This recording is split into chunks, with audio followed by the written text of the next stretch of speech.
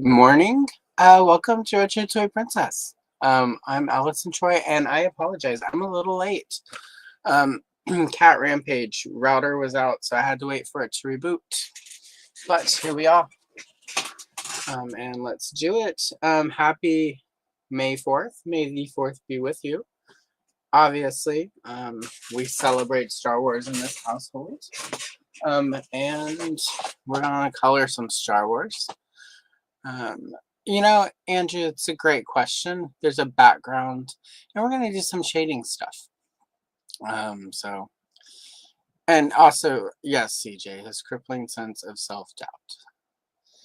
I mean, his name is Devin Fife. Can you imagine how he got teased in high school for that last name?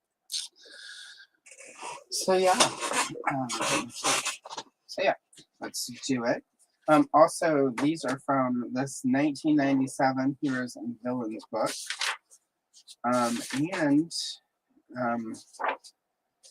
am actually almost finished with this book. So if all goes well, there will be a video at the end of the month of completions where I'll flip through all of the completed pages. I did the flip through video about a year ago this month. And I've been mostly working on these on live streams, mostly. But anyway, so it'll be finished soon, so that's kind of exciting. And I've got a bunch set aside for other videos, but these are all that's left for live stream. I've got the Stormtrooper, Squidhead, or Tessic, which is his, I guess, chosen preferred name, and then Palpatine, whichever. So we're going to start with the Stormtrooper. And yes, there isn't technically a lot to color, but it's also a good warm-up. I don't often warm up before these streams, and whenever I have a guest, that's not really a problem because it's a lot slower, but on these solo ones, I should warm up. So he's actually a good warm-up because there's not actually technically a lot to color. Just sort of the background of it all. And for that, I'm just going to choose a color and just go to town on the background. So I'm not going to try to do anything fancy. I'm not going to break out the water pins or anything like that, just some pencils. Also, the first rows of our backyard garden for the year. So there should be more of these. And also, I left this out last night and no cat murdered it, so that's a good thing. So there was not the cat violence I would normally expect for a flower. And happy Star Wars Day to you, Mint with Guard. You know, Andrew, the more you tighten your grip, the more star systems are going to say happy holidays.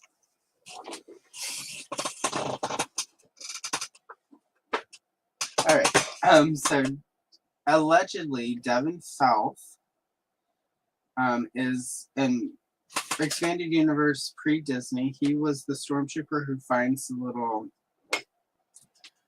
the droid piece on Tatooine and says, "Look, sir, droids." So that's allegedly this guy. So with that in note, and assuming he's somewhere on Tatooine, I'm just going to be really boring about it. We're going to start with some orange. Because he doesn't have the Sandtrooper pauldron on to do orange. So instead we'll do the background orange. And then with that, I'll be able to figure out some shading stuff. You know, I'll use the orange and whatnot. So normally I would just go in and shade subtly with like some blue to sort of build into the illusion and the depth of the white. But we're going to go in a different direction. I'm just going to start and do a nice bright orange. I hate backgrounds, but I don't necessarily mind these blank ones. Especially because I'm almost, when I get one that's this blank and I'm not going to add to it, I like to try to get the illusion of like, I think everyone here is old enough to remember that horrible background that you would often get at Sears or when the guy would come to school to take the school pictures. where it was always sort of, it looked like somebody had just thrown some acrylic paint and really roughly dry brushed it and daubed it onto a canvas, and there it was behind you. So we're going to try to, I like to try to go for that look and use where it's almost like a solid color oil painting background. We're going to use a lot of this orange, so. But they also go pretty quick. I usually, when it's pages from this book, I can usually finish one of these in like an hour. It's the only sad thing about finishing this book is how quickly I can finish the pages. It's on months where I need like an extra short, or I feel like I don't have enough shorts or whatever. I can usually grab a page from this book and be done in an hour. And I've had a bunch of them backlogged as shorts, and they're all going to start dropping this month. So it's also fun for when I do the pencil test videos, because with the big backgrounds are mostly blank, I can really like sort of see how the pencils play with paper. So I will miss that. But I've got so many Star Wars books that it'll work out. It'll be fun. All right. Checking really quick with chat to see what's happening. Hello, Alex. Lovely to see you. Alex, I have to tell you one thing this morning. You're like an Indian summer in the middle of winter, like a hard candy with a surprise center. Anyway, lovely to see you, Alex. And if you don't understand the dated Katy Perry reference, you're not on TikTok, and that's okay. Andrew, no offense, but there is nothing tied on you since 1999.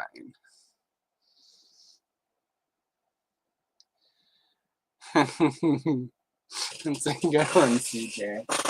Anyway, I apologize to everyone who just got serenaded. I don't normally sing unless I've had 3 Long Islands. And it's Kesha. But it's Katy Perry trying to channel her inner Alanis Morissette. Poor Katie, she is not doing well today, or yesterday, or anytime this week. And people are now making fun of her overly emotive pronunciation in that really old song on TikTok. And I'm gonna say, escaping sort of real world events via the very odd millennial.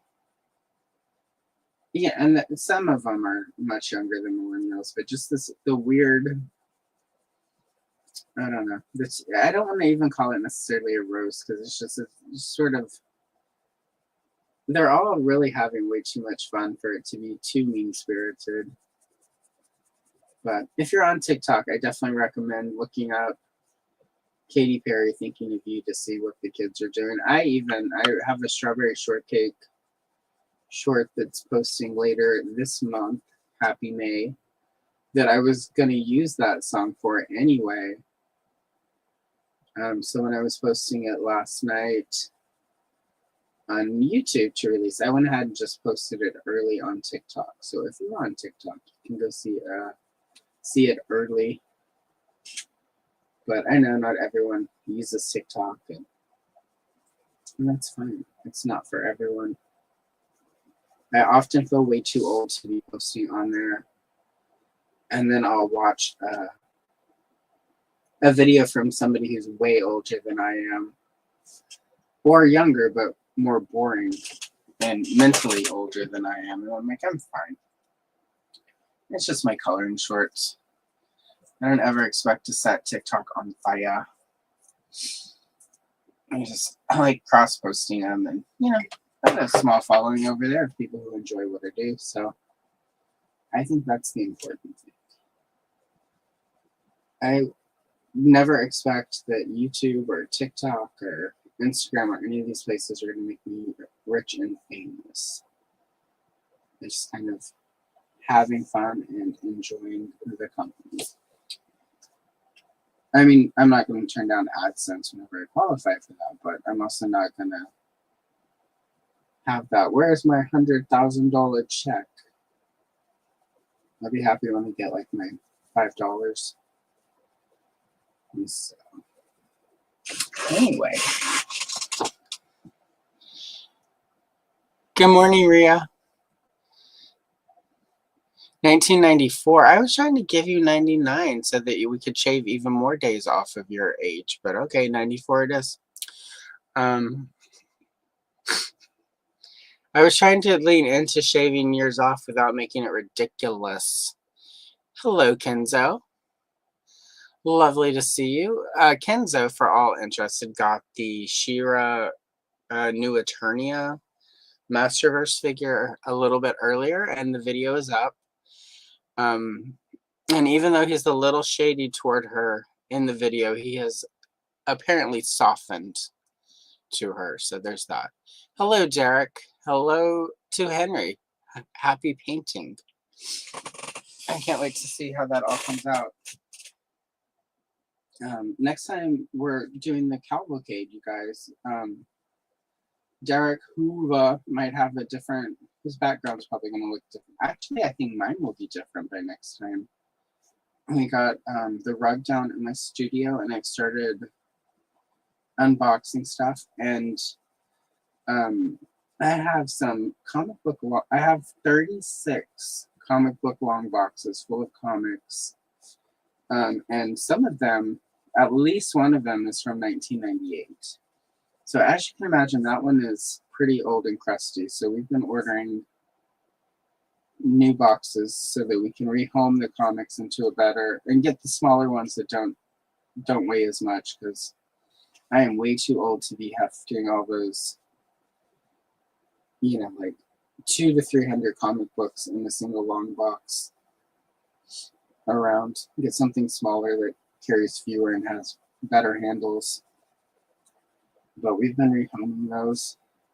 And a huge stack of New 52 like lenticular covers that I know I've never read. Which is, it's right around the time I got out of New 52 and monthly comics. So it'll be fun to go through those, and I think some of those actually probably do go for my, so I might sell some stuff on eBay. I am feeling pretty certain. I found a box of Wonder Woman comics that are extra copies, and they're like there were like 2 or 3 copies of Wonder Woman 1 by George Perez in there. So for stuff like that, when I do some giveaways and stuff, some of y'all might get comments. So speaking of which, I need to figure out a giveaway. I haven't figured it out yet, but your girl hit 1,500 subscribers this week.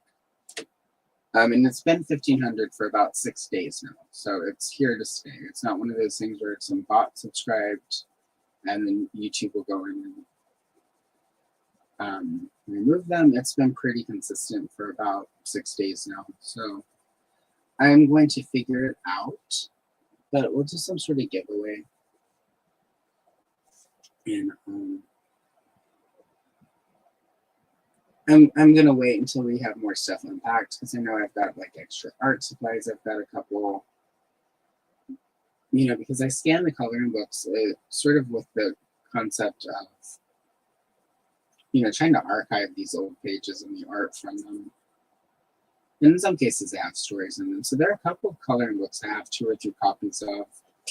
You know, there are colored pages in them, and that's why I have multiple copies, because it was, you know, like finding them pretty cheap and then sort of trying to put a book together so that I have, you know, like a good, because it takes a long time to clean up a page if it's really colored.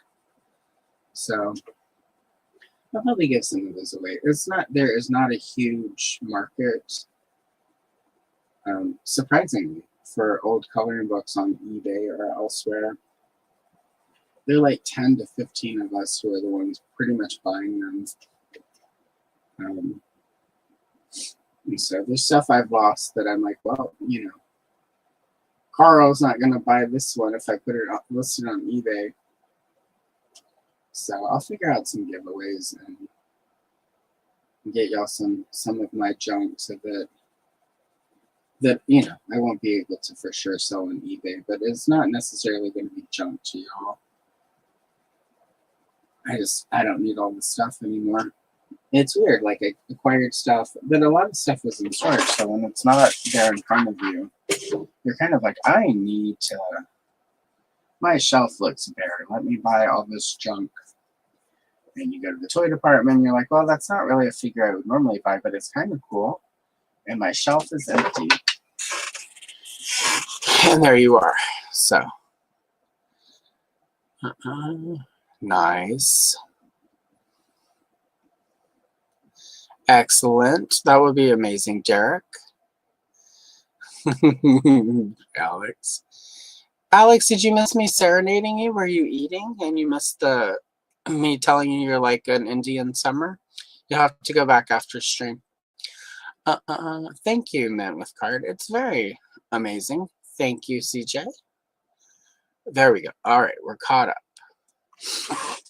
Yeah, definitely some comics in there. I've got a lot of, you know, like Perez. You know, because a lot of how I built my comic book, especially in 2000, like, you know, like this sounds horrible. I feel like one of those carpetbaggers who came down from the north after the Civil War and bought properties for pennies on the dollar. I mean, I don't necessarily feel bad. A lot of the people who were losing their plantations, we love that for them. But at the same time, during the 2008 economic crash, I would go on eBay and people would be selling like their massive collections, and they're like, I'll just do good now for $5, and they'd be like 100 comics, $5, you know, like $30 shipping, of course. But yeah, and I'm thinking, well, you know, these comics are worth a lot of money, but nobody's spending. I shouldn't have been spending money on that, but I was.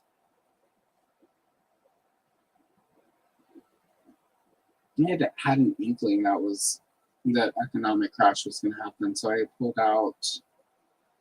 I had one 401k left from when I was in the .coms that I had rolled over a couple times. And I just woke up one day and I'm like, I just need to cash that out. You know, it was at the time where it's like I wasn't making a lot of money because the job market sucked. And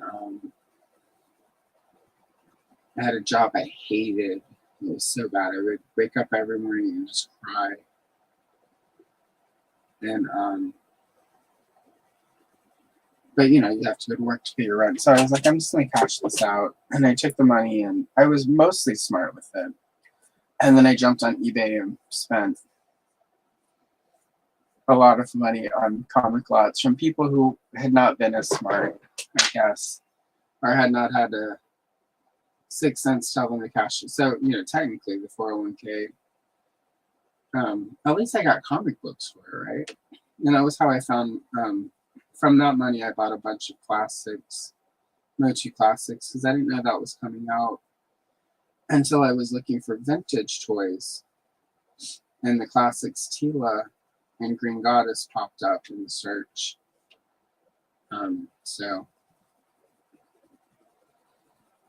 But if I had not taken that 401k out, I would have lost all of it anyway, based on how things crashed. So it was good. And I got comic books and action figures, and I was able to pay my rent without working as hard for like a year. And I was able to eat well. And when friends would be like, let's go to dinner, I didn't have to say, you know, guys, I can't do it this week. And so it was like a good year and a half. Everyone else was suffering. And I was living as if I didn't care. I paid for that for a few years after. I, at that point, wish I had been, because that's right when Portland rent went up significantly for everyone. So I did pay for it, but at the same time.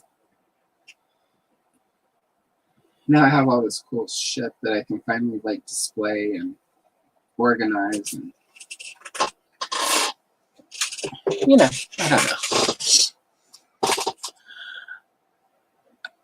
See, You know, it's funny you say that, Kenny, and like this is not at all me being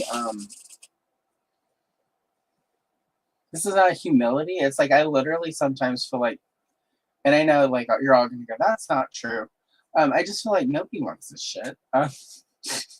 So if you guys are interested in that, yeah, like I would be happy to do that as a giveaway. I quite like her. I am not a fan of classics, the plastic classics is made with. I feel like a lot of the rubber overlays are very sort. They have not been aging well for me. They get either really crispy or really gummy, and a few of them are sticky. So I've had a few where I've had to, give them a very gentle dishwashing liquid bath, to sort of fight that plastic gumminess. I think sculpting wise, yeah, it's the best Tila. And it's one of the few non-derpy face sculpts in classics. Like Evelyn and Tila have pretty good face sculpts. And I don't blame the Four Horsemen for that. We all know that with classics, there was somebody approving those, and pretty much from the get-go, every woman figure that the Four Horsemen have done for Mythic Legions have had really beautiful face sculpts. And so I'm going to defer to whoever the brand manager was approving those figures. Probably, and we all know. Anyway. Okay, well, Kenny does. And that's also a thing. I'm getting to a point where now that house stuff is starting to calm down, I technically can offer memberships. And I haven't known what to offer. And I was thinking about if I did offer memberships, I had a couple of ideas. One, I would do a vote where members got to pick a short for the month. And I would make the coloring short from like whatever property you guys voted, whatever gets the most votes. And then I thought maybe a private members only live stream where I could do like tutorial, and this is partly an idea Andrew had, so I want to thank Andrew for it and give him proper credit, where I would do like sort of if you have questions about hair or skin or whatever, where I can just sort of jump on and answer your questions or just sort of narrate my thoughts as I go through. Because I've tried to do videos and shorts where I do that, and I always get distracted because it's just me and like listening to people watching to YouTube videos or listening to music or talking to cats. So, stuff like that. So anyway, I don't need answers today, but most of you in chat right now either follow me on Instagram or Blue Sky or Facebook or someplace. Feel free to send me a message if you have ideas of what you think might be, and and based on what I choose, I would pick whatever the membership amounts are. I did think about one thing, but I'm not going to talk about it because it,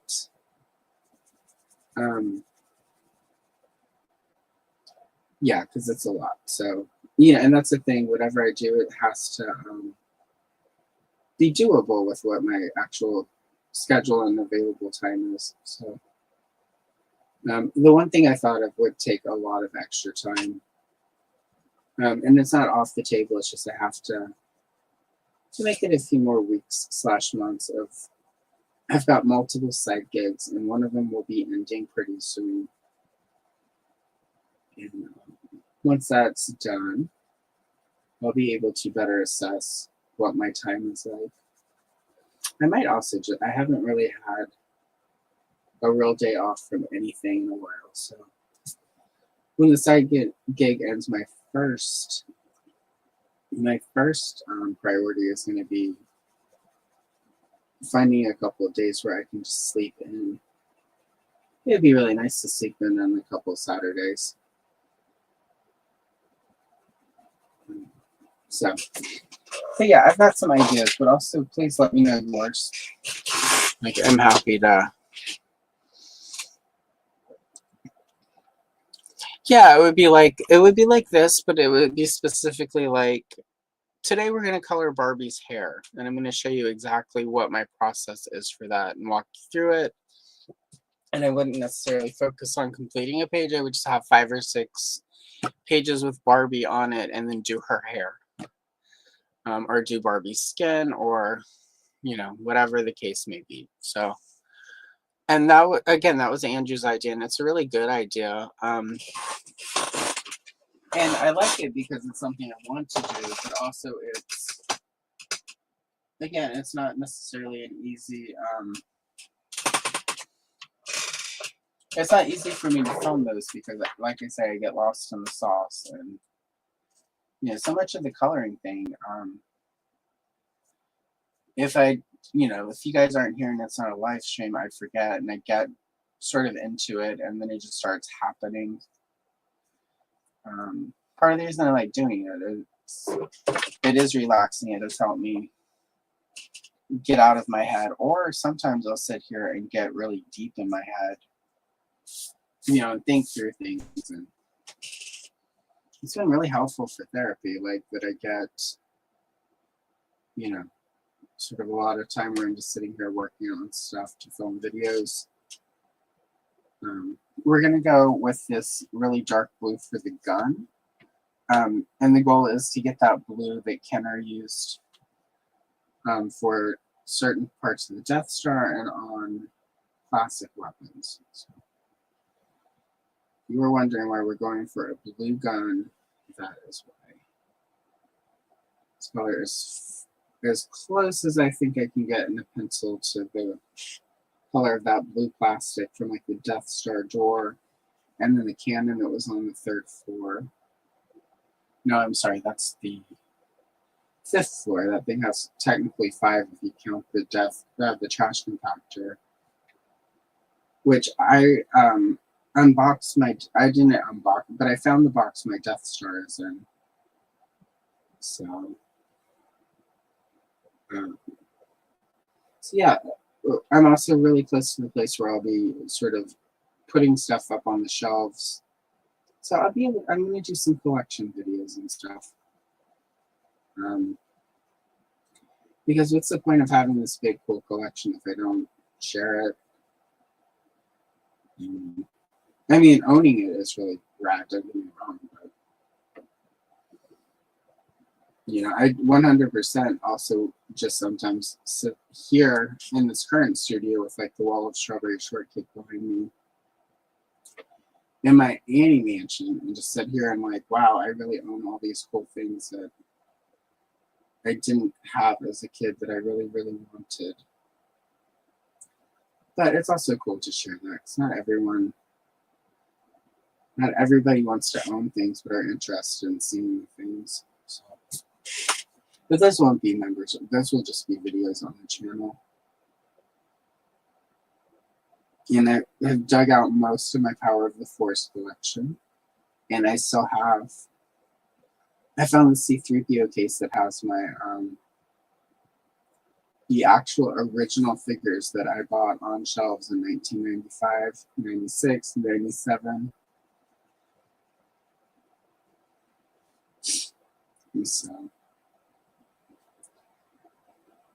So yeah, you know, I've got a bunch of stuff that will start popping in between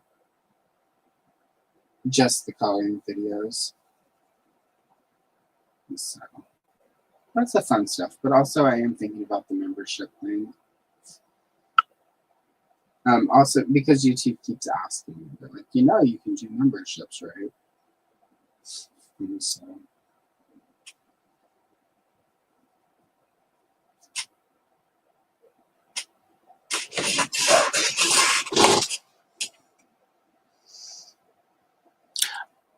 So that's interesting. So yes and no. And I'm working on that's why the Toy Geeks podcast, doing Power of the Force 2 has been good, because I've been working on sort of the Power of the Force 2 video for a couple of years now. So a lot of the research for that just came out, that I've used for the podcast is just coming out of I've had to go in and refine and clean out my notes and like lock some stuff down. So it's been really good for getting my Power of the Force 2 forthcoming content together. So the way it worked was Kenner originally was Kenner Toy, and some of this will be out in a few weeks. I'm working on a video right now that should go live mid-month on the Kenner Coloring Corner. So when Kenner first debuted, way back in the day, they mostly had like building toys. They had like the bubble-matic gun, which was a toy gun that made bubbles. So it was mostly role-playing and action toys. They had a set of paints called Presto paints, where the paint was in tubes. So you didn't need a brush and you didn't need water. And part of the way they sold this is, well, because of this, it's less mess. You buy the little kits, and they would come with pages to color with the paints. And they had sparkle paints, which is pretty much the same concept, but it was with like sparkly paint that had glitter in it. And most of this was like, licensed. They had like a Popeye kit. They had Superman and Batman, and I want to say Mighty Mouse. I need to double check the notes. It'll say for sure in the video if Mighty Mouse, I was able to verify the Mighty Mouse. And that was their main toy. It was like role-playing games and art toys.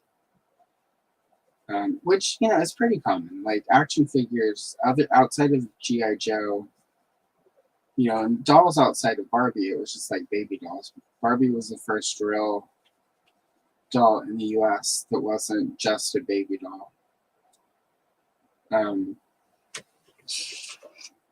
So that was sort of Kenner's bread and butter. And then they got bought by General Mills, the cereal and food company in the 60s. And General Mills, a few years before, had bought a company called, oh God, I'm going to mess up this. I'm pretty sure it's Rainbow Creations. It'll be right in the video, obviously, but I'm pretty sure it's Rainbow Creations. See if my script is open. Oh, it is. All right, perfect. So this is directly from the scripts. In 1970, General Mills merged Rainbow Crafts with Kenner Products, which is when Play-Doh became a part of Kenner, because Rainbow Crafts is the people who did Play-Doh. So when Rainbow Crafts and Kenner was merged, Rainbow Crafts went away and it became Kenner. And then later General Mills bought Parker Brothers, and they basically smushed Parker Brothers and Kenner together, and it was Kenner Parker Toys. This is around the time they released Mask. The Parker Brothers sort of kept their own branding, even though they were now technically Kenner. And then in '87, Tonka bought Kenner. And at this point, when they became Kenner Parker, they spun off and became an independent company, and they were no longer owned by General Mills. So then Tonka bought them in like 1987. And oddly, one of the first things that Tonka did was have them basically end Mask, which is weird to me, because if you're going to have, if you're Tonka Toys, and one of Kenner's, at that point, best-selling products is Mask, you would want to keep that, right? But they did not. And then in 1990, Hasbro bought Tonka.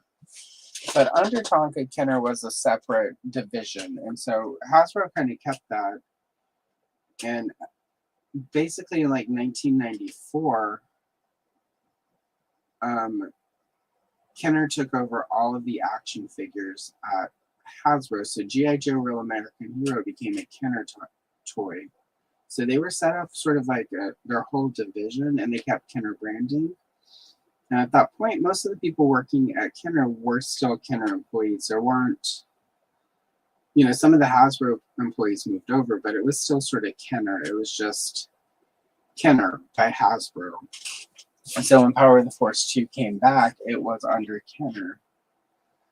And then in late 98, early 1999, Hasbro dissolved Kenner, closed the Kenner offices in Cincinnati, and Kenner just became like something they use on packaging. And it was in time for like Episode 1 toys. And Kenner, other than Star Wars, was pretty much underperforming at this point. It was around this time that the Batman line was going away. Like Mattel was getting a license for that. And so, and Hasbro had spent a lot of money to get the Episode 1.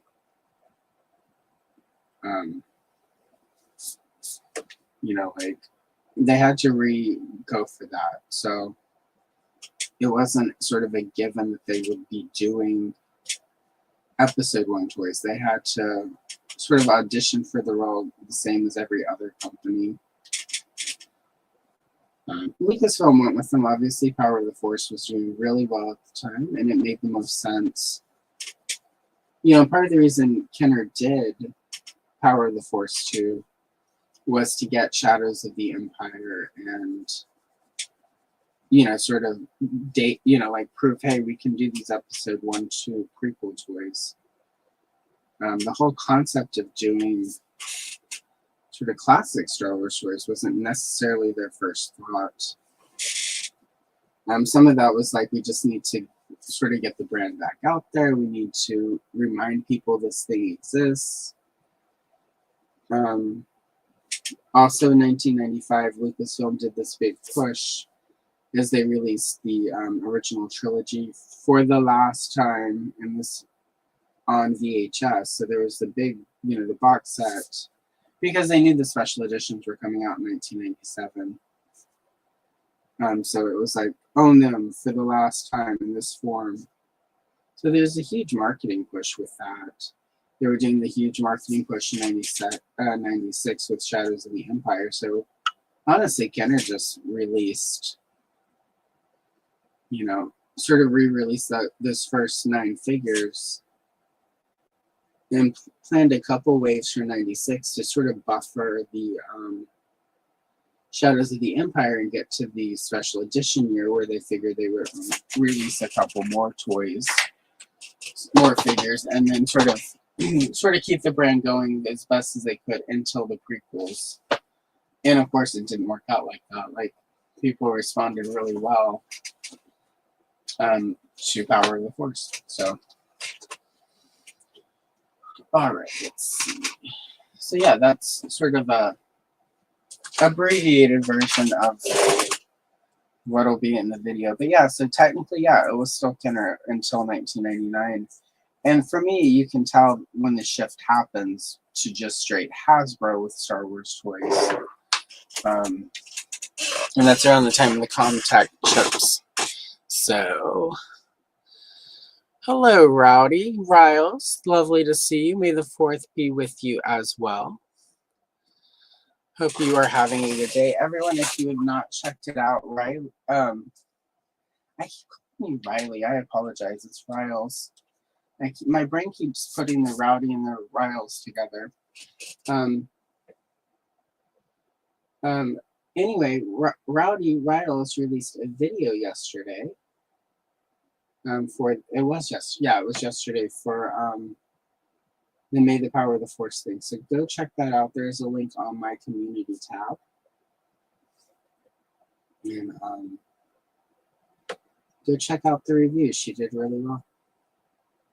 And I forget who released their video today. It'll be up on my community tab later. And my video will be out at the end of the month. I'm going to complain about how terrible Hasbro was to Padme. Even though we got a lot of Padme figures, it took, y'all, almost a full 20 years to get all of the iconic costumes from Phantom Menace. And they didn't even give us some of the most iconic ones until much later. So, and there's actually one of her most iconic costumes from Phantom Menace that we have not gotten a version of Padme in yet. So, I'm cranky about it, and I'm going to make a video. Like, I get sort of the lack of episode 3 figures for Padme. It's really hard to sell a pregnant action figure. Because back then they were really still sort of, these are for kids also. I think now, like, they just need to give us a bunch of pregnant Padmes. You could use that old Mattel doll that had the, like, pop-out belly. Pregnant Padme, she comes with Luke and Leia.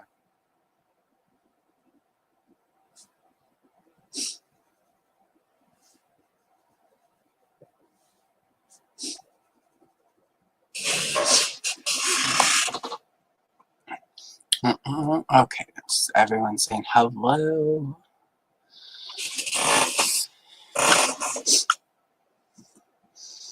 Yep.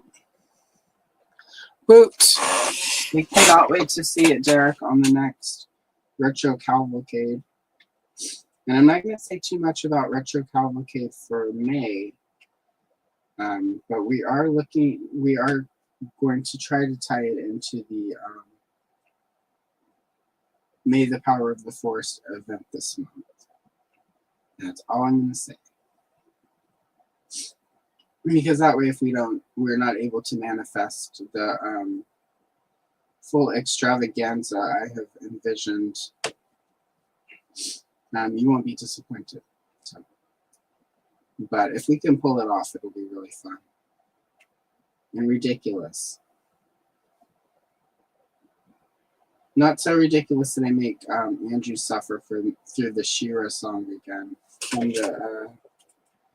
the I Have the Power song, but pretty ridiculous. So.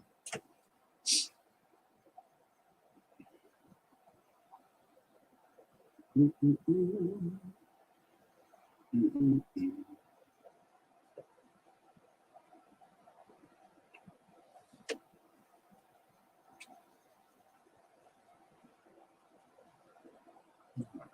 we go.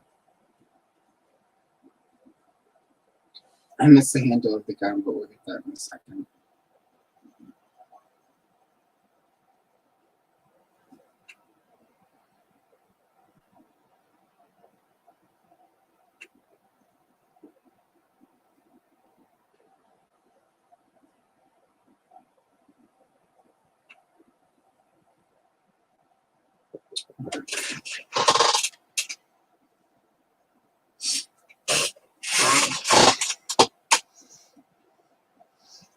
Excellent. Yeah, thank you. Hi, Ria. Lovely to see you.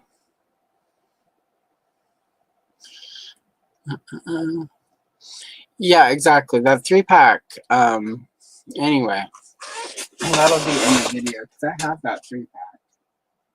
And 2 of those are really good Padme figures, and then one of them is what in the actual.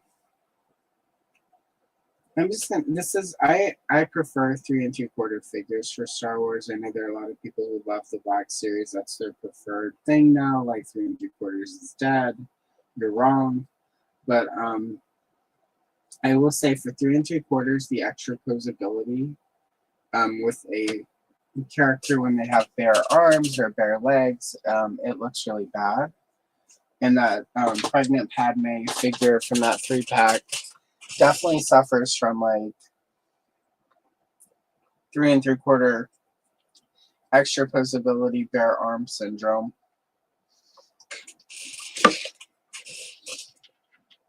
Oh wait, I'm pretty sure this is black over here. So we're gonna just say it is. If I'm wrong, oh well. It's just a page. I will color many stormtroopers in my lifetime. Even if I only make it another 5 years.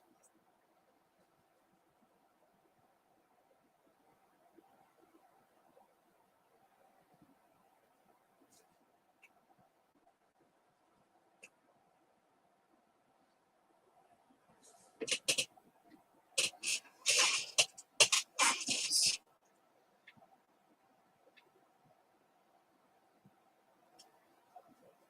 think why I like doing the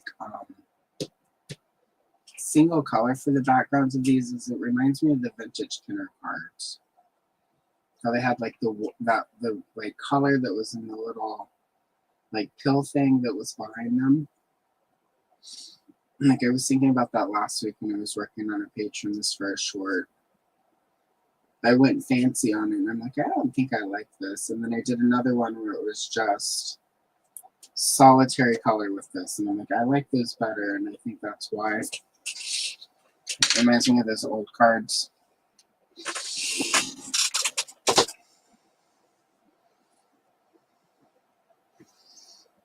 He's a pretty good one. I mean, you know, Darth Vader is iconic and Anakin is pretty good, so. Oh no, it's a lazy Sunday. Yep, Vader and Anakin are. I mean, Vader from day one.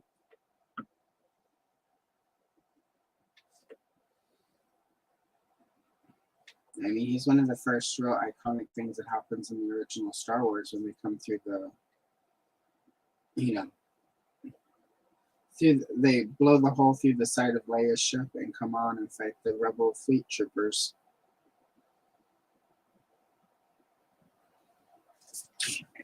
There we go. Fix the gun.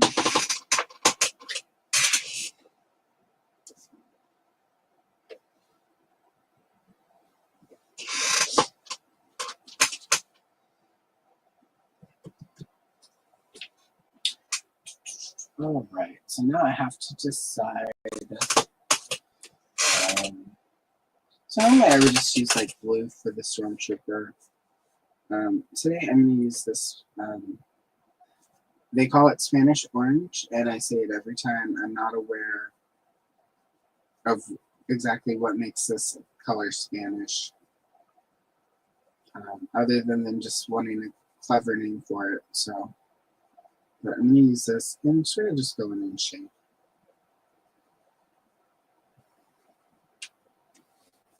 And since we're using the orange, this will work sort of as if it's sort of a cast of the, you know, from the lighting that's around him.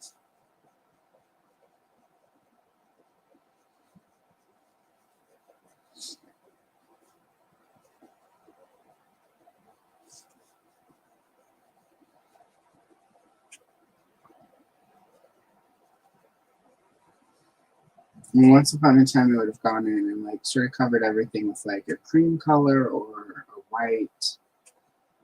But I've now I just use the white of the page and just go in and do the sort of shading with colors. It's a lot less pretentious, I think.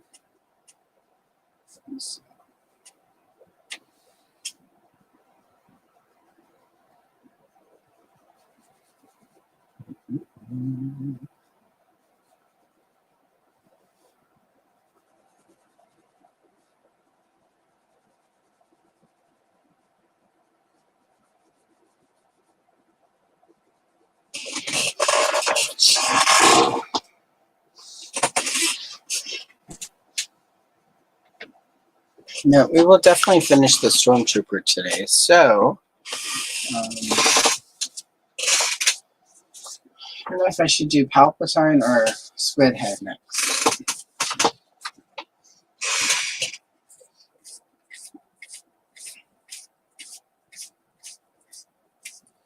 They both have merit.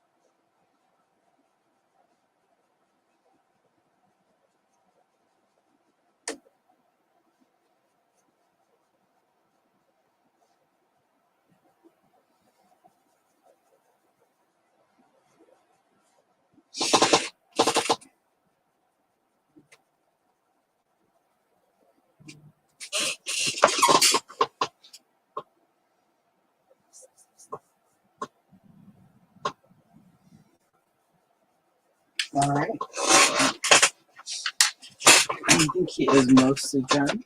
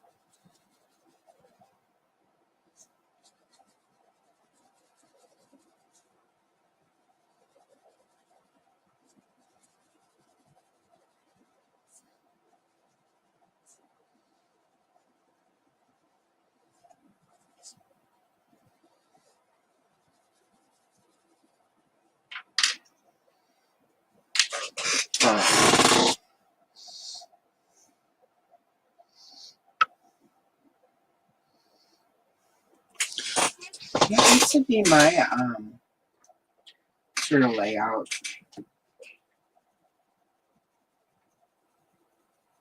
But also, that was when I lived on my own. Once you move in with people, you don't always have this, especially with the cats. Once I started getting cats, I had to make sure I was leaving room for places for them to go so they wouldn't knock everything over.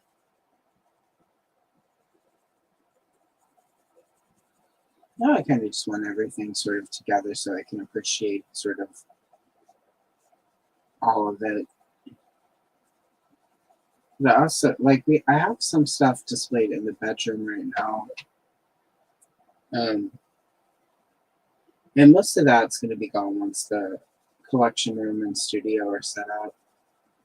I'm kind of feeling this weird thing where it's like I don't, like right now in the living room we have one of those Jazzware, I think they're 2.5 Simpsons. We have like a few of those figures in the set, and they haven't unboxed them yet. And I set them out, I think, in there, but I also was having this moment where I'm like, I don't know if I want toys in the living room. Like, I'm kind of wanting to just have separate, and I've never, like I moved out of the house at like 18, and in some capacity I've had like toy displays since then. Originally it was just sort of part of my, like my superpowers were with the comic book collection. It wasn't an actual, like, these are my toys. It was oh, these are how, this is the comic book area. Look at these cool figures that help represent my comic books. So yeah, but I have sort of for the last couple of decades had them sort of all over the living space, and I'm kind of wanting to consolidate it. I'm going to go sit and look at the toys. When I'm in the living room, I kind of want to just enjoy them. We also have some good art that we're able to put up on the walls, so I think that's some of it. And he is done. So we have finished Davin Felch. It just sounds like Felch. I'm sorry, you can't not see it or hear it. And if you know, you know, and if you don't, do not Google it. Go to the Urban Dictionary and look it up. And that is always the answer. Never Google Urban Dictionary. All right, so I'm going to do Palpatine. I've only done Palpatine, I think, once ever. So let's do some Palps.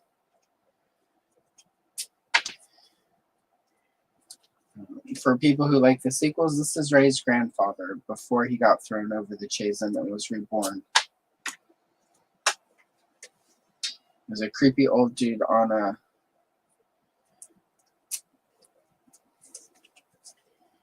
weird shifting machine thing.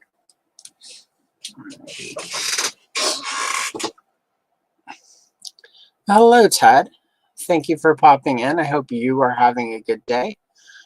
Just celebrating Star Wars Day as one does, especially in our corner of the world. I'm hoping you're having a good day. I can say that there are people in this world whose day are probably full of glitter right now, and like that's just beautiful to know, you know?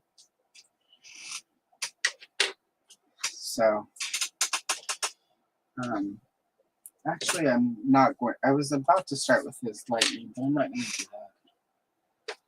I need to decide what color background for Palpy. He's going to do blue, but then his lightning is going to be blue, so that's not do blue. I think his vintage card was a green card back, but it seems like it would be a bit much. Let's do a purple. Yeah, I think, yeah, we'll do amethyst because then he has like the black robe, his skin is all gross, and then the blue. So yeah, this should work without all of that. Yep, I think that'll be good. Palpatine as a child was not one of my favorite figures. I thought he was pretty boring. He came with that action cane though, so that was exciting. I did mail away for him though. And it was one of the first times I sent Kenner a letter telling him what action figures I wanted them to make.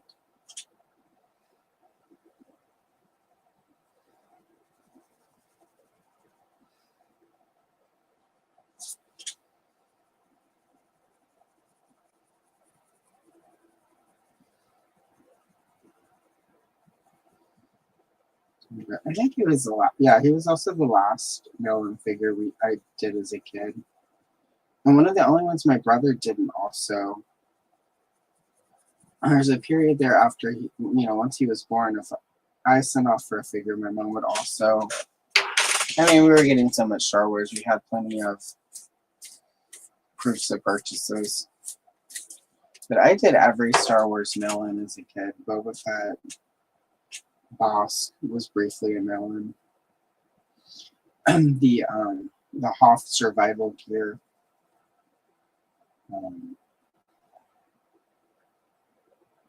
Technically, it was Zuckus, but they were calling him Forlorn. Admiral Akbar. Did not do Anakin. That one came and went so quickly, so it was really at the end of the line. The only mail away we did not do was the one for those, the display stand one with the little platforms and the pieces of cardboard.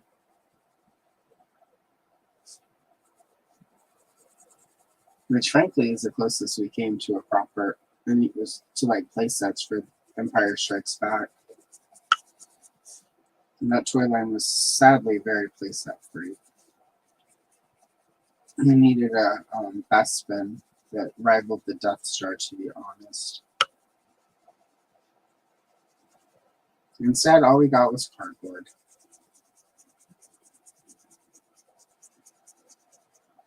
Yeah, I think the purple will work well.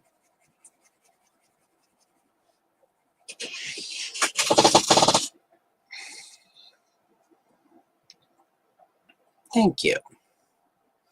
Yeah, Harbor Palpatine. Yeah, I don't know. I haven't, like I said, I've only done, and I think actually the page I did of Palpatine was for a color and show on Friday, and it was from behind, so it didn't even include his face.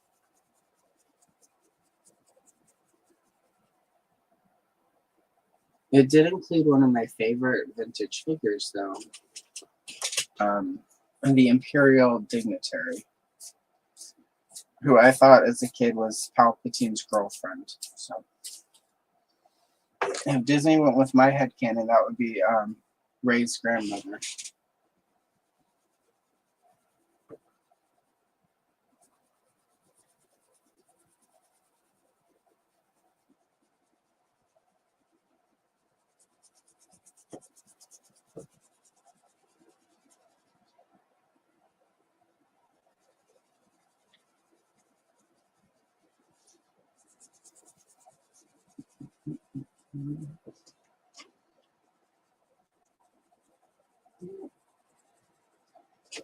Yeah, I think it'll work really well.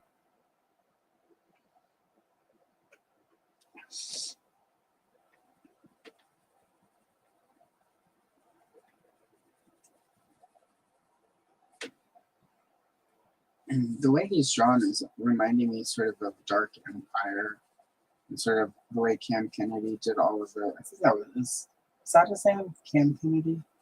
I'm mixing him up. I should know that. But the artist, and I'm pretty sure his first name is Cam, and did really sort of moody, like watercolor looking art.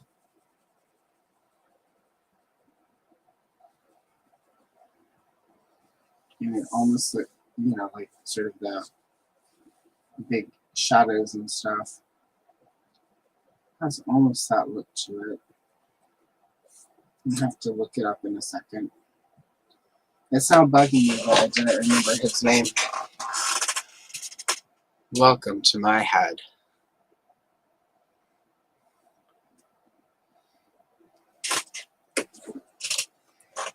Alright.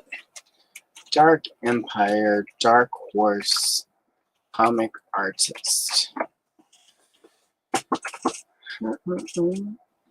It was Cam Kennedy. Alright, I'm not. It seems like such a wrong name. Like, it just felt like I was making that up or mixing up two different people's names. But I was not. It truly was Cam Kennedy.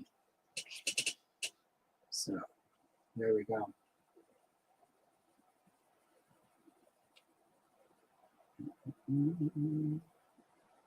Well, the light is shifting here, so I apologize for getting a sunbeam through the window. I would move it, but there's a cat right now under, sort of in the bottom of where this is. He's got his head out and he's watching outside. So if he gets his outdoor view, he will not harass us. You might from time to time see his paw in a video because he is the cat who from time to time his paw will like attack me when I'm coloring. So if you ever see a little cat paw in the time lapse, that's the kitten. He's almost 2 though, so he's technically not a kitten. But I'm letting him, yeah, so we'll just have this little bit of light because it's more important that we cater to him.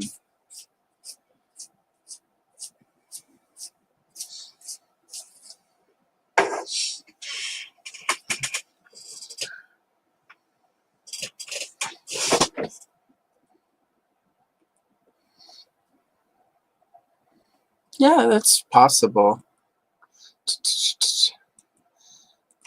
I think my take on it is it doesn't.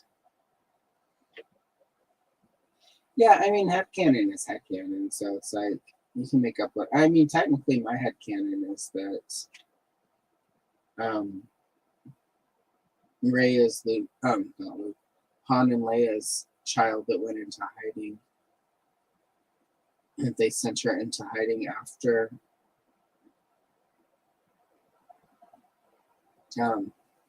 Ben Solo, Kylo Ren turned to evil.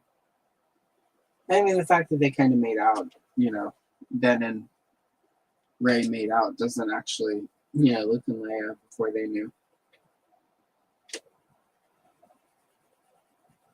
But, also there are a lot of people who really like shipping those two characters together, and they will get really mad at you if you don't like them as a couple. So.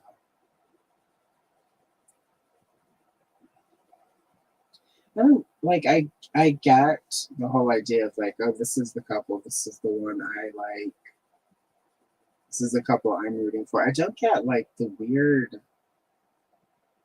like how sort of these corners of fandom who like I've literally seen them go after people who disagree with them about the couple. It's really odd.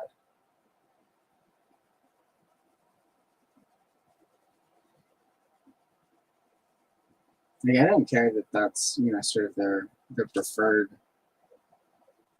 ship or whatever, but it's just weird whenever I watch them like attack people who are like, I don't like that ship.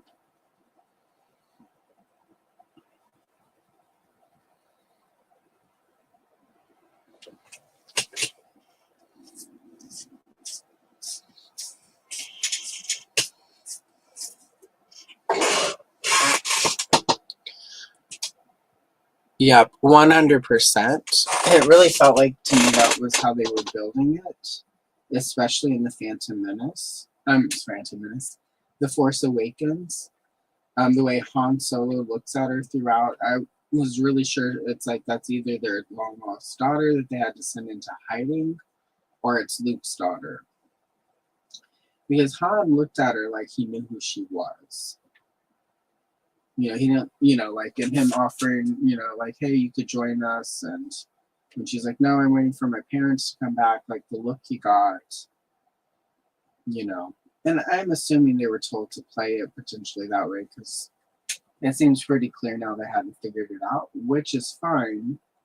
I don't begrudge him that because George Lucas didn't decide Luke and Leia were brother and sister until like one of the final drafts before they started filming Return of the Jedi. So,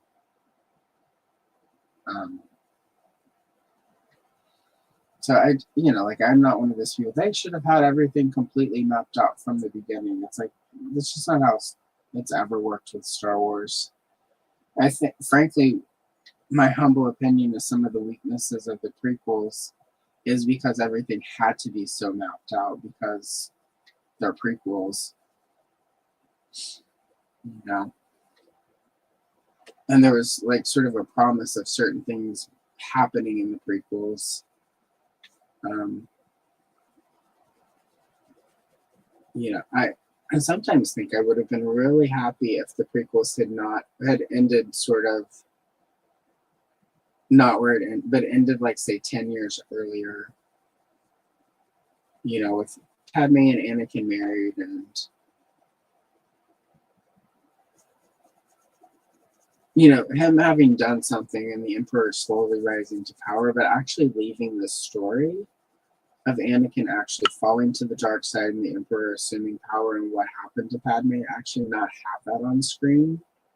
And then just always let that be, you know, reveal little bits and pieces of it in other media, of course, but I always thought it would have been way more powerful if that movie had ended without answering exactly how he became Darth Vader, exactly how the Emperor came to power, giving you enough clues to put it together, but actually not, you know, not showing you Padme being alive at the end of it. I think it would have had the entire prequel trilogy probably would have been a lot better if it had not tried to tie everything together. I definitely feel like if they had just given us Jango Fett but not included Boba Fett, that would have been cool. I feel like Boba Fett works better when he's a mystery character. I didn't need to know that much about him, and I think part of, for me, he stopped becoming as interesting after the prequels because we knew too much. And I know there are a lot of people who want all these answers, but I also feel like part of the fun of Star Wars as a kid was we didn't know what the Clone Wars was. We didn't, you know, have all these really specific answers to the backstory. So you can make a lot of it up in your head. And I feel like a lot of, you know, some of the fandom, I think a lot of their negativity toward the prequels truly came from it was too much answers. I don't think that they would verbalize it that way. But I feel like a lot of the mystery and the lore of it was lost by that. If it ends with like Padme and Anakin married, then you don't have to worry about contradicting, you know, Leia's story and Jedi about her knowing who her mom was.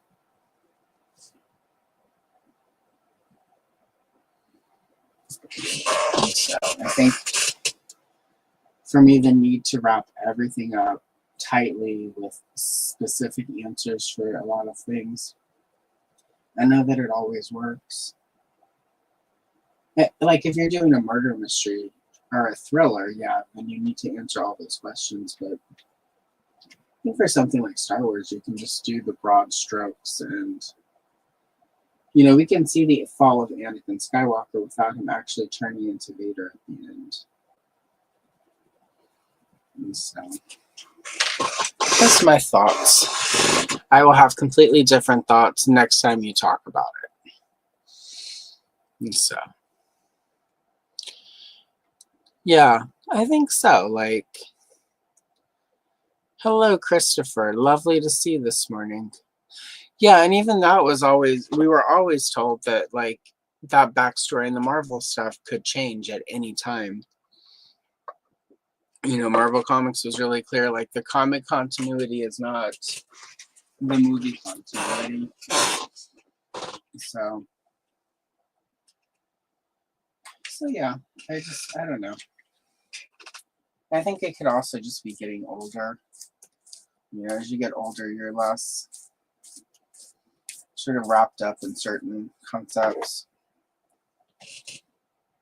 As you get older, you realize you'll never know everything, so it doesn't matter. It should just be good. I also hate the way that Padme's character arc worked out. I still have legit beef that I feel like Lucas severely ruined her character. So, in that last movie, George Lucas in general, though, is not very good at writing women characters. And part of what made Leia rock was that Carrie Fisher did go in and sort of add a lot to her. And so that's not sort of a diss against Natalie Portman. Lucas was way more hands-on by the time of the prequels than he had been originally. So I'm going to start for Palpatine. I'm going to actually start with like his skin and stuff, because I want to try to get some effects from the lightning. I don't know if I'll succeed. So again, I'm just kind of making this up as I go. Usually when I do like an effect or super stylized thing, I spend a little time thinking about it, planning it out, and practice it. And this I'm just sort of making up as I go. So if it works, cool. If it doesn't, you guys get to see my creative process. When it comes to sort of pages. Because sometimes, especially if I'm wanting to do something sort of like, like a little moodier or a little bit less straightforward, I will print out a page and sort of test some ideas out. So I'm going to go in with this light umber and just sort of shade the face out. And try to bring out some of the, so that when I go in and add some of the grays and other colors, hopefully I won't lose as much of that, the shading.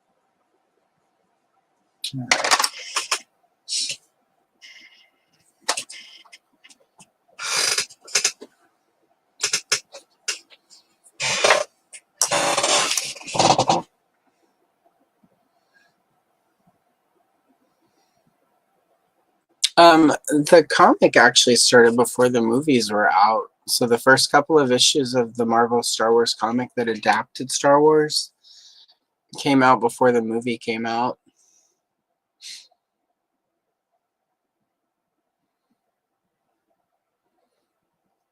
Yeah, I think it's a good point. I think Star Wars is just, you know, like has become more of a pop culture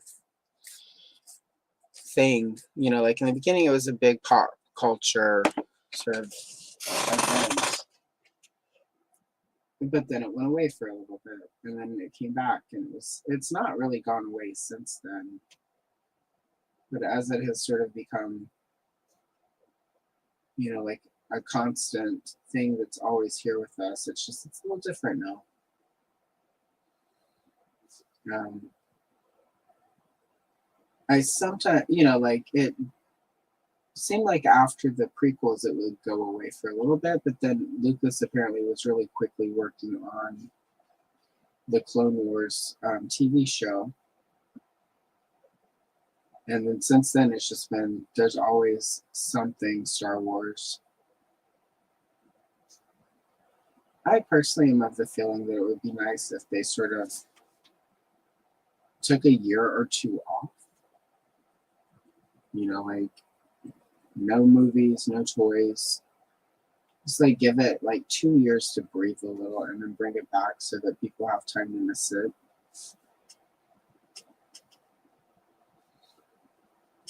You know, it's like I've taken a couple breaks from like really following Star Wars or collecting Star Wars. But because it's always going, it's like when you come back, there's so much that you've missed. There are all these books. Like I've given up on reading the books. I've other than the current Marvel ongoing series, which I'm a couple years behind at this point.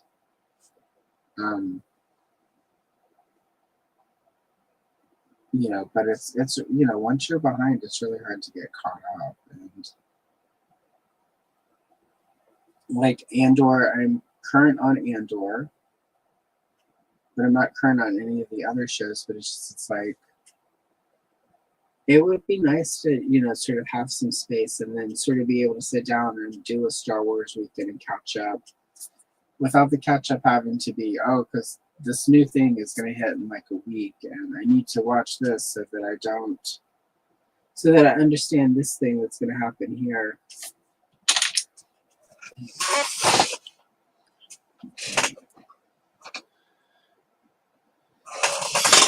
All right, sorry, cat. I'm going to have to make that go away because I think that's part of what's.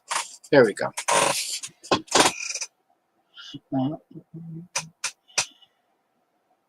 But yeah, I mean, I love Star Wars, but it would probably not be the worst thing if it went away for a little bit. Gave us all time to miss it.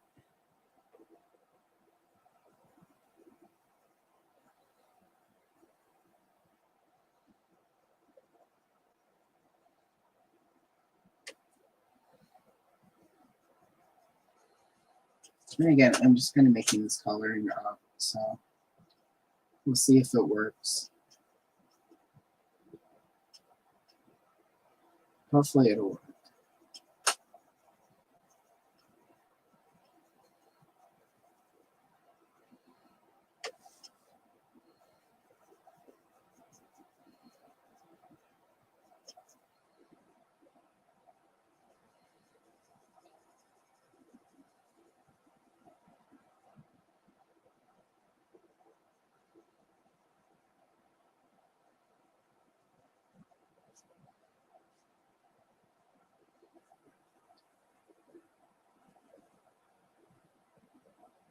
All right. It's working for me, so that's all that matters, right? I'm taking what's happening.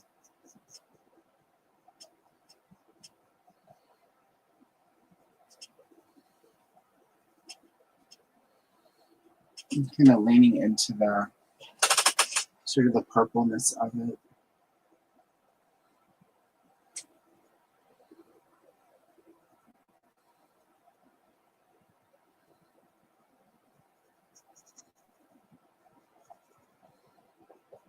Trying to get this. I don't know. I just want it to feel very dramatic.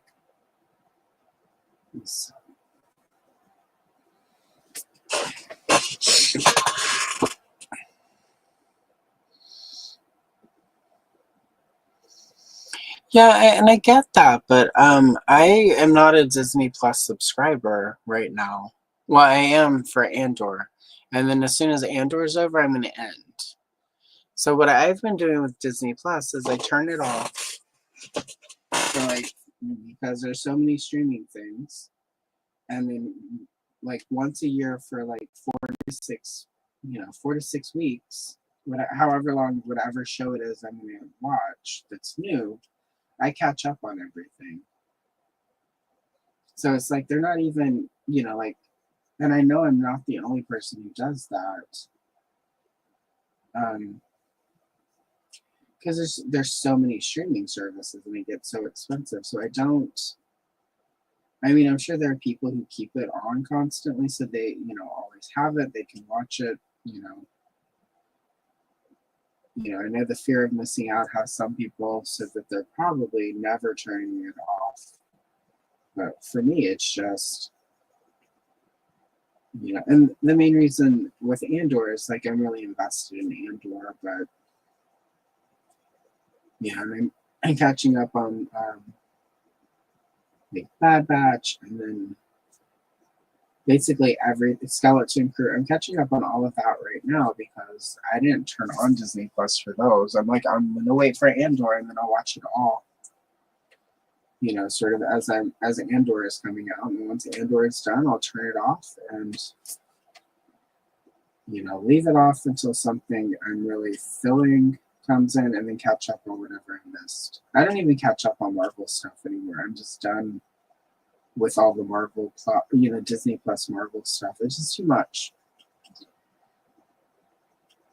And again, I'm probably in the minority there. There are probably a lot of people who watch everything as it comes out, and they don't ever want to miss Marvel or whatever. There are a lot of people who also hate watch this stuff, so they can can complain about it. Like, oh, it was terrible, but and I don't get that either. It's like I don't hate watch. There have been a few things that I've hate watched, but for the most part, it's like it's not worth my time. There's so many things I would rather watch than something I don't like. I'm relieved when I start watching a show that people have said, "Oh, it's good, you'll love it," and I don't like it. And I'll give it the 2 or 3 episodes, and then I'm like, "Yeah, this sucks. I'm out." Like, I'm relieved when that happens. It's like I get my time back and go watch something else.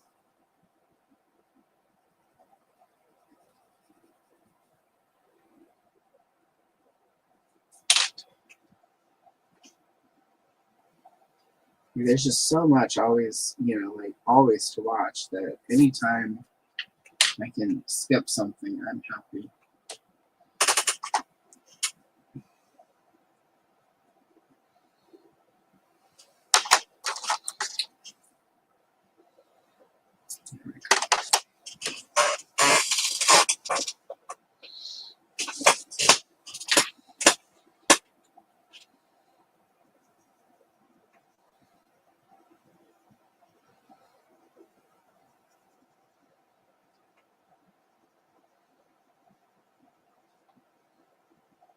There we go.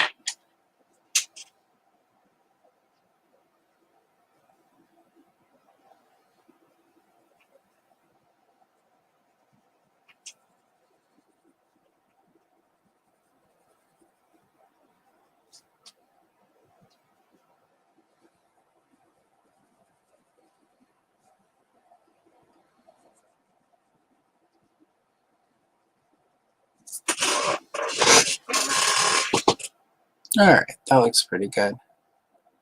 I am happy with that. Yeah, see, and that's the thing. I do kind of want to watch Daredevil. I've heard good things about it from Derek Hoover. But it's like I'm also afraid of like falling back into that thing where it's like constantly watching Marvel stuff, and I don't know.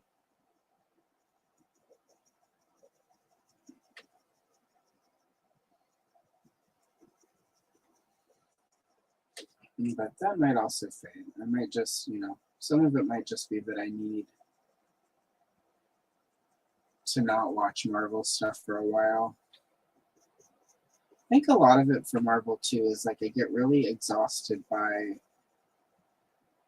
because all of our devices are linked. So if I watch, on the computer, Marvel's, like I've been watching Andor. So literally when I log into YouTube, my entire front page is filled with people like Andor content. And luckily most people are liking Andor, so it's not full of. But anytime I watch Marvel stuff, I get a feed full of people like, this is why Marvel sucks. And it's really sort of hard to avoid it.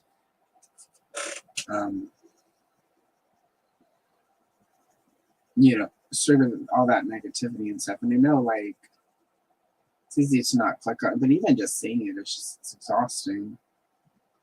And I get way less of that when I'm not watching Marvel stuff. So.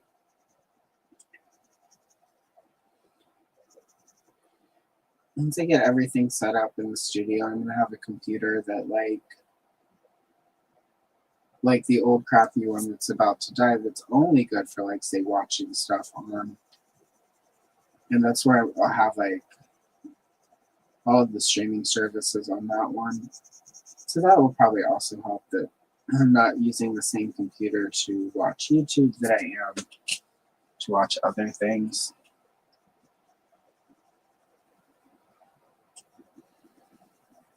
Because like I get YouTube, the negativity sells. Like I get if I were to start doing more negative, like if I were to do negative thumbnails and negative videos about stuff, I would get way more views. But I don't want to do that. And I get, there are a lot of people who make videos like that that probably don't actually dislike the thing. They're just trying to get through the algorithm. Personally, not my jam.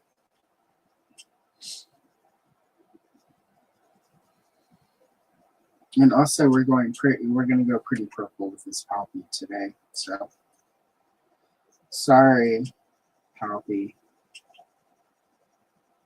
I'm going to use purples and purpley pinks, except for the lightning, which we'll do in blue.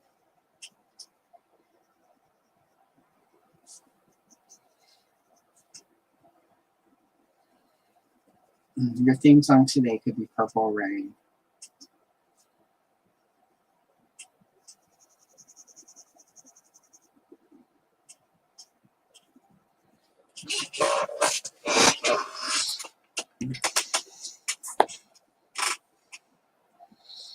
Hello, Cassie Kitchen. Mother's Day is next Sunday, and goodbye. Here we go. She went away as mysteriously as she came, as she always does. I have some, I know Cassie Kitchen enjoys computer, Mr. Chip. Yeah, Mr. Chips, the computer and Mr. Chips thing. Why am I spacing on it? I have a couple coloring pages from one of those books that at some point will be a short. I just have to get there.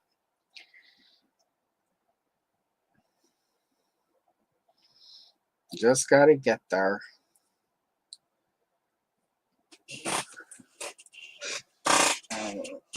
Oh yeah, and the point of this was I was going to sharpen and check chat.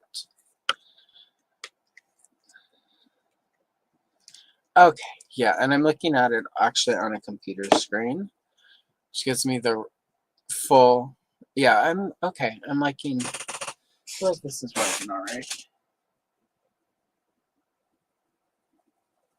Especially if I go for like a darker purple or a black for his cloak.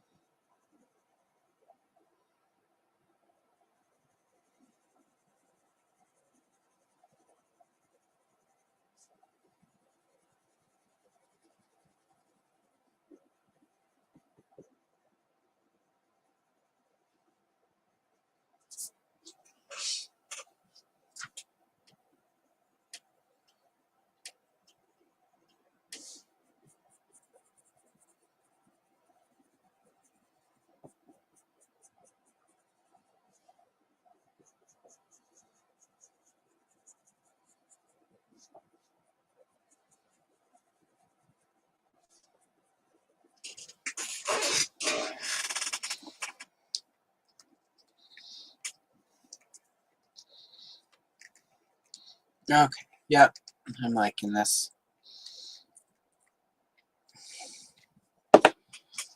I think also today is the end of my mulberry pencils. So you're all here to see it happen live.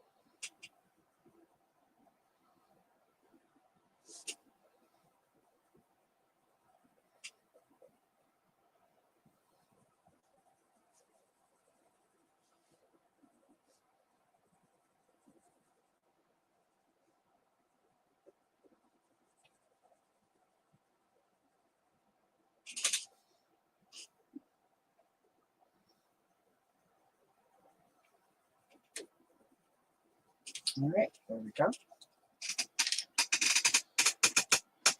All right, next.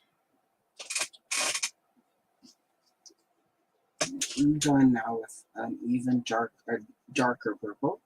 We'll use that instead of black for his cloak.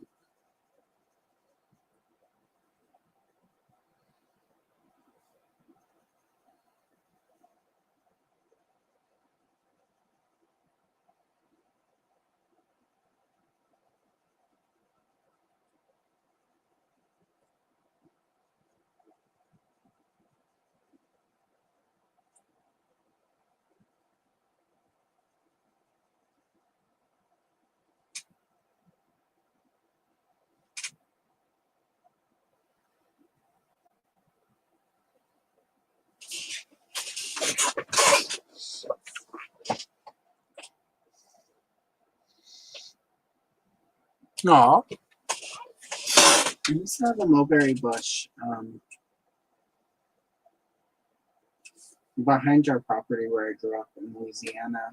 And it was basically nobody owned it. Well, I mean, technically, somebody owned the property, but it wasn't like anyone lived on it. And it was basically just a flat piece of land with a bunch of shells and bamboo and a couple mulberry trees. These are trees. I don't know if they're baby bushes. They were pretty big, and we would go back there and pick them, and then turn around and make like jellies and stuff with them. I wonder how they would grow here in the Pacific Northwest, because they were really nice. When they get really big, you can kind of climb under them. Well, I don't know if I could as a child. I could climb under them, and sort of lay under the bush and maybe nice and shady and cool on a humid Southwest Louisiana sort of day.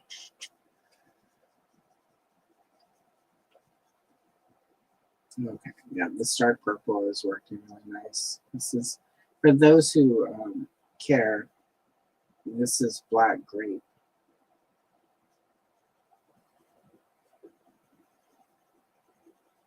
If you use Prismacolors and are wondering what pencil this is, black grape.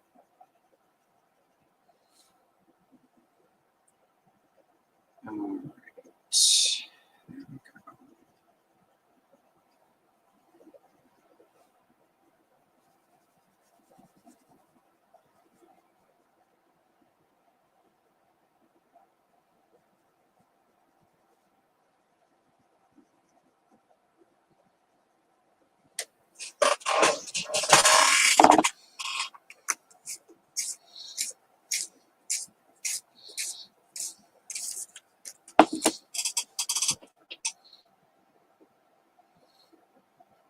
Hello, Thanos. Thanos will be here with me next week. Yep. Lovely to see you. I hope you're having a good day. Yep, Thanos will be my guest next week. We'll color some Black Star. I think Thanos is my only non-Star Wars guest this month. No, I mean my only guest who I'm not doing Star Wars with this month. So, if you don't like Star Wars, next week with Thanos is your one chance to get some Star Wars free content this month.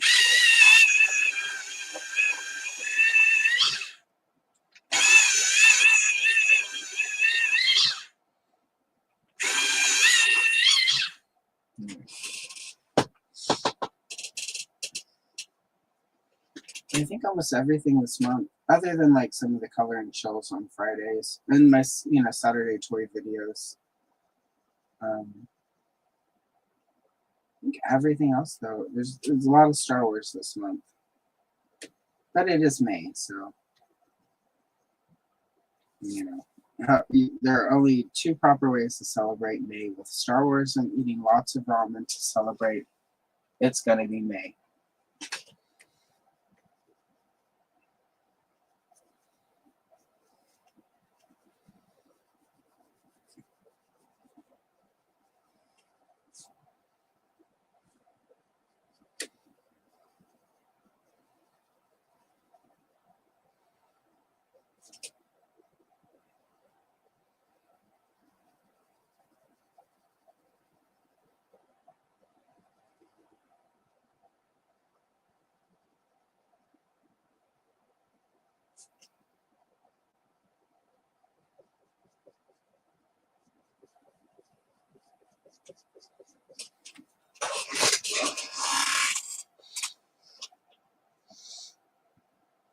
Hello, Beyonce. Lovely to see you today. How are you?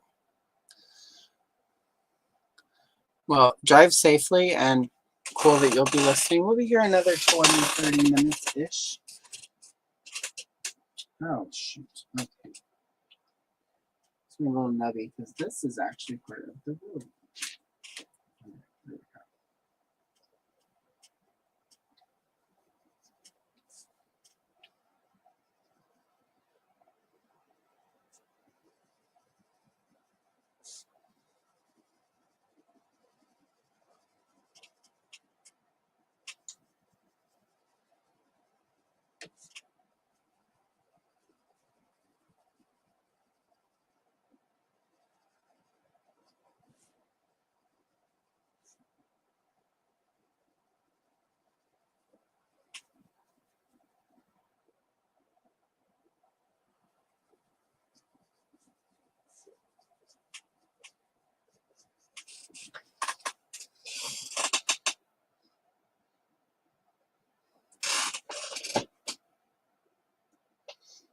Well, that's good. It's good to have rest. It's after we wrap the stream up today, I'm gonna go have lunch and then take a nap. And then I'm gonna film some stuff. So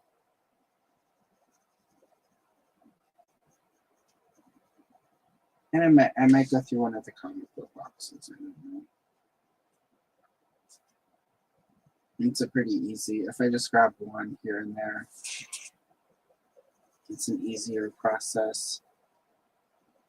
I'm trying to do them all at once.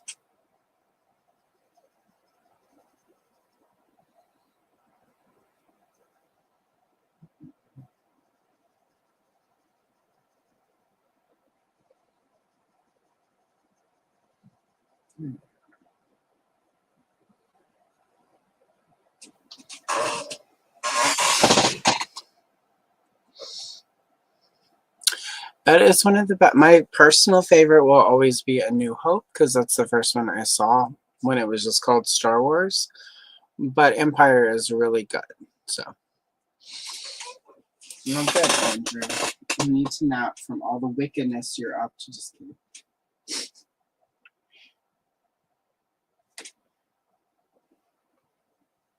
It's been a long time since I've accused somebody of wickedness.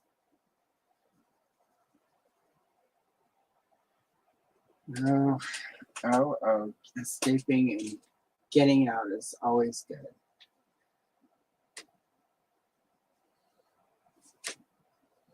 One of my cousins on Facebook a few weeks ago was going on and on about wickedness. And I was just like, I'm like, so you didn't enjoy the movie? But that is not what she was talking about. So. She is quite unhappy, as is her husband.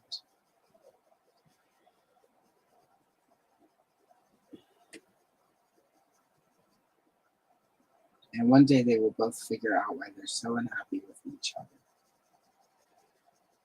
Or I'll tell them whenever we get into a disagreement. I'll break it down.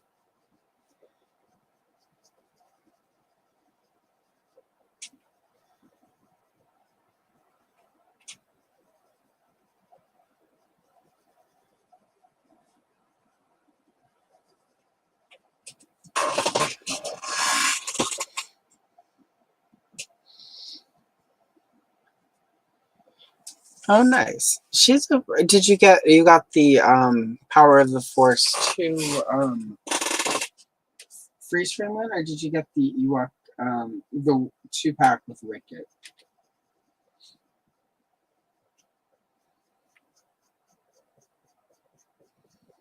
Because they're both pretty nicely sculpted. The single card one can be hard to stand, so you'll if you don't have figure stands, you'll need to or if you're putting her like in an Ewok village, you'll want to use one of the foot pegs.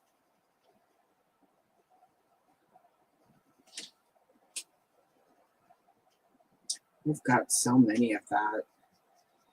It's funny when I about 2 years ago, I picked up some of my missing carded versions of various characters, and it's Power of the Force, so they're pretty inexpensive. And I would keep getting these lots, and there were all these lots that had Ewok Celebration Leia. And of course, I already had a lot because I bought that, every time I would see that figure, if there was nothing else I needed, I would grab another one. When late 1999, early 2000, when Toys R Us were doing all their, giant dump bins full of Power of the Force figures, and they were like $2.50, $3. There was one point where it was like, with a coupon, it was basically $1 a piece. And every time I would see an Ewok Celebration Leia, I would grab one. It's a pretty good head sculpt. And once you remove the hair, there's a lot you can do. And I was customizing a lot. At that point, I was selling customs on eBay. Lots of Sculpey. I don't know how they held up, because Sculpey, as I have discovered since, like, crumbles pretty easy over time. But I did not know that back then. And I had one that I had set up for bidding, and it was I bought a bunch of Mon Mothmas and a bunch of the Padme, the Queen Amidala, like in the battle gear, and a bunch of generic women figures. And I made all the handmaidens in that orange dress from Phantom Menace. And then I did a bunch of head swaps so that also all of the other handmaidens that were just in that like maroon burgundy outfit at the end of the movie, so that you could do a full set of all the handmaidens. And I sold a couple. There was one set I started the bidding out really low, and I ended up making $500. So people got into a bidding war. Gotta love that. And that's how I paid my rent that month. It's right after the .com bust, and I was not working yet. I'm trying not to tap into my Hi, we can't afford to stay in business. Here's several $1,000s so we can buy your contract out so you don't try to sue us.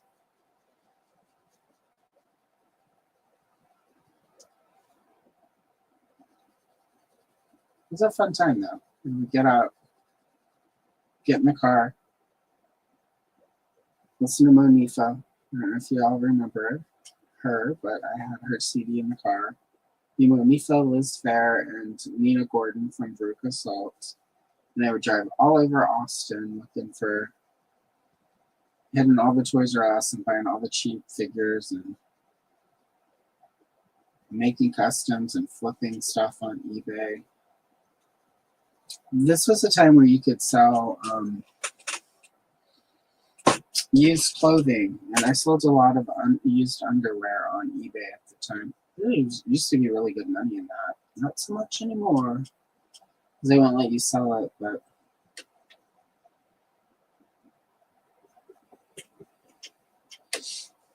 definitely my then boyfriend, I'd be like, hi, will you wear these underwear for like a week? Those made way more than anything I ever wore did. So I didn't work for like a year and a half there. And then eBay was like, I don't think we should let you people sell these things. But I can use PayPal. Anyway.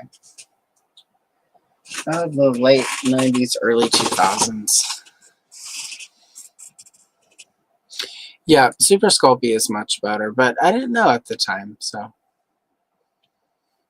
Yeah, it would be nice. And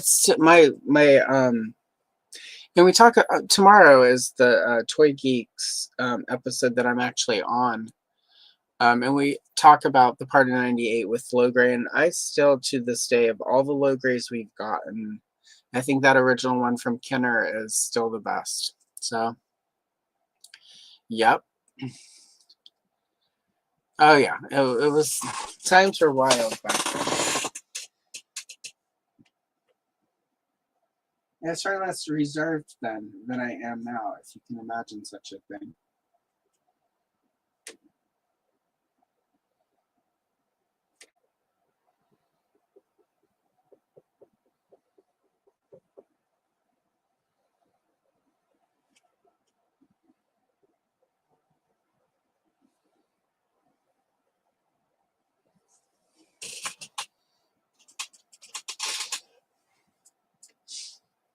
All right, so I am not going to finish Poppy today. We're almost to 2 hours, and we keep working until it's right up to the end.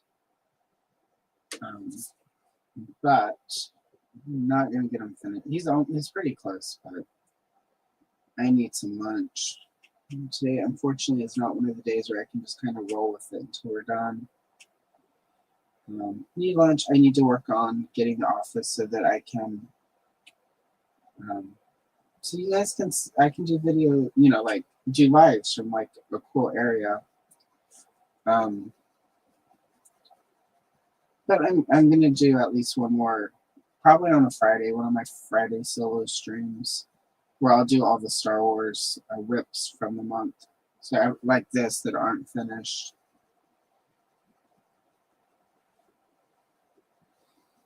Probably like a Friday. So and we'll start with the Palpy.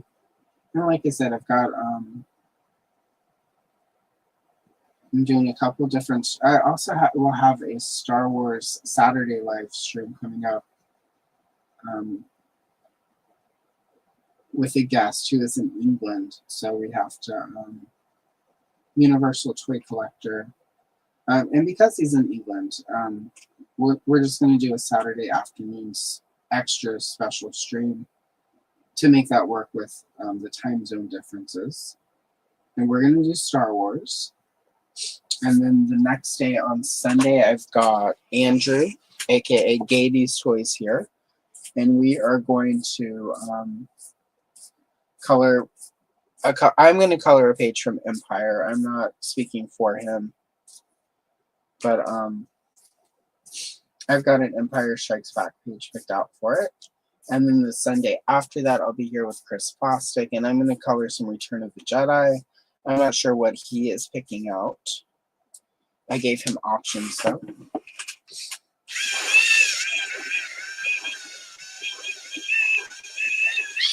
So I'll have a couple unfinished Star Wars pages to work on for that Friday stream at the end of the month. And we'll finish this copy up. And probably some of the Star Wars, because some of the Jedi pages I'm looking at are pretty complicated.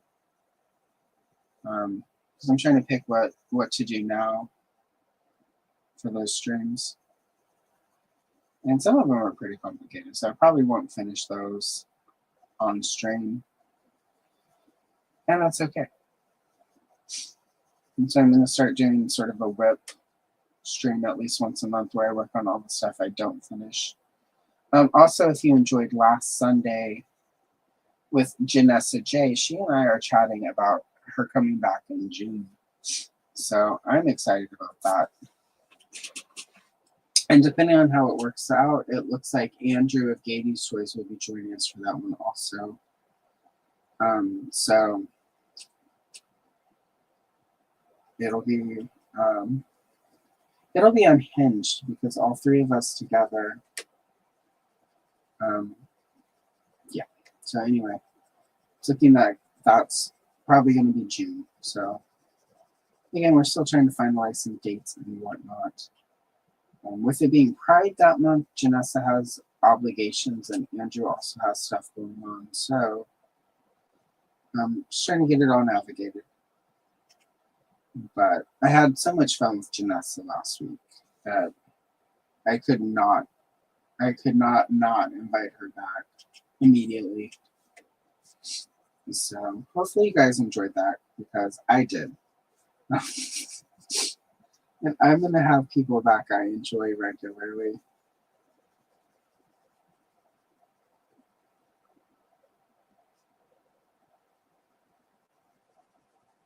And I'm also talking with Mr. Wonderful and Ed from the Toylete. Mr. Wonderful is relaunching his Hexastack action figure stands. So I'm going to have him on here to talk about that at some point. And then I'm just going to have Ed on because I like hanging out with Ed. So, but I'll probably have them on separately so that way Travis, aka Mr. Wonderful, can give us the full spiel on Hexastack. And that way, me and Ed talking, and yeah, it doesn't get in the way of Travis talking about the Hexastack. So, but either way, it'll be fun. So anyway, a lot of babbling to say. Like I've got some really cool stuff coming up for the Sunday live streams. And I'll probably be doing a few more here and there Saturday streams with people who are not in the US and not Canada, because the time zone differences, it'll be easier to work that out. So don't be surprised if you get alerts that there's a Saturday stream happening with a guest, because I really am into the idea of getting to meet people from different countries and different experiences and making that happen. And now that I'll finally have the studio, it's a lot easier. Right now, there's a door to this room. In the old apartment, there was not. So I really, had to be mindful of Matt's schedule and Matt's hockey game. Like he watches a lot of hockey. So I try to be mindful of that and not take up too much time. But once the studio is set up, I'll have sort of all the space, and I won't need to be as considerate to everybody else in this house as I have been. So yeah, so it'll be good. Anyway, let's see. All right, so all we have left for next time is the lightning, it looks like. And I want to touch up some of the other things, but the big stuff, just the lightning, we'll get that on the next one.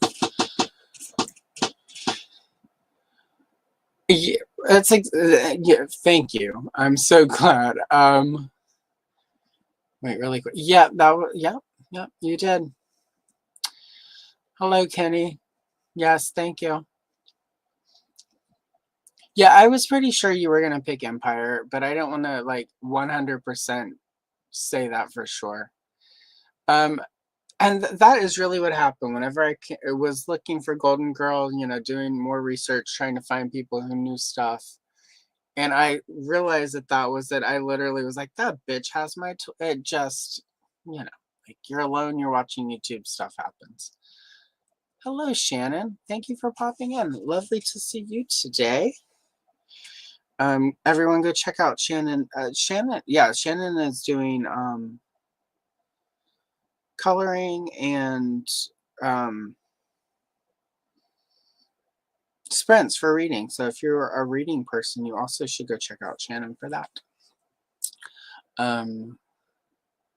Anyhow, we're at 2 hours. We're gonna wrap it up. Palpatine is almost done. I've got some little touch up to do. We need to do the lightning.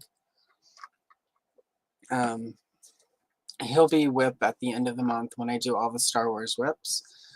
Tomorrow night, it's not on this channel. I'll have a link on the community tab in a little bit for the Toy Geeks premiere. I'm actually on it, not just doing I did the research, but I'm also on.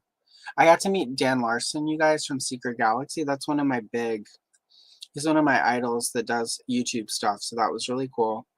And then next Sunday will be Thanos. And as always, there's going to be a color and chill on Friday and a toy booklet on Saturday. And next Saturday's toy booklet is it's Barbie 1980, so Worlds of Fashion. Oh, and Monday there is a Star Wars Galactic Adventures coloring book flip through with coloring. So check that out as well. Again, Star Wars May. It's gonna happen. So also, it is May, so eat your ramen. Let's celebrate Justin Timberlake. It's gonna be May. And on that note, well, thank you as well. You guys, all of the people who secretly lurk, thank you so much for popping in, True Hugh. Lovely to see, and go check out True Hugh's channel.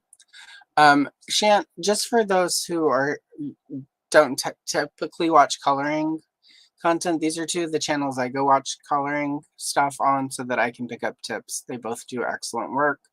Also check them out on Instagram, where you can see their finished pages. So you can see the people who are much better than I am at this, because I'm still learning. Anyway, on that note, I appreciate you all. It's Star Wars month. I love Star Wars. I love you all. I will see you again in the next one. Bye.